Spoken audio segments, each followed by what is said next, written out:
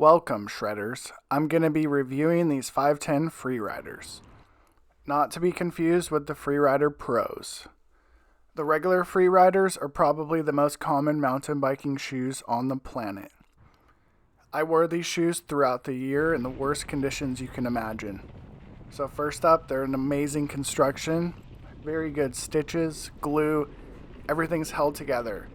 The laces did fall apart, but that's really not a big deal.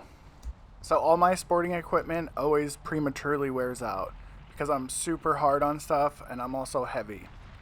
So I rode these soaking wet for months and they're a little flexy, but they're totally rideable and an amazing construction because they've lasted me a year.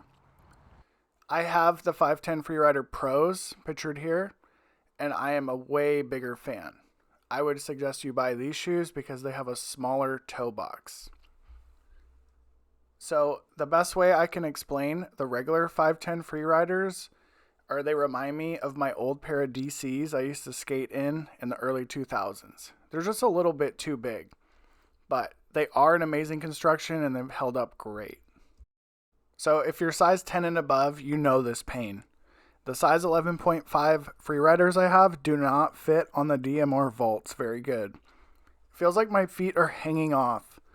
So I have a pair of Stamp 1s and they do fit on there, but those pedals are ginormous. If you have any bigger than size 10 feet, you know this problem.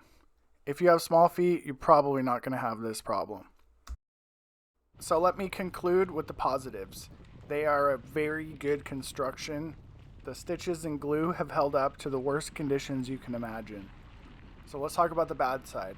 The laces, yeah, not a big deal, but the profile of them is pretty large if you're running small pedals. Like if you're on the race face Chesters, these do not fit on the race face Chesters in larger sizes.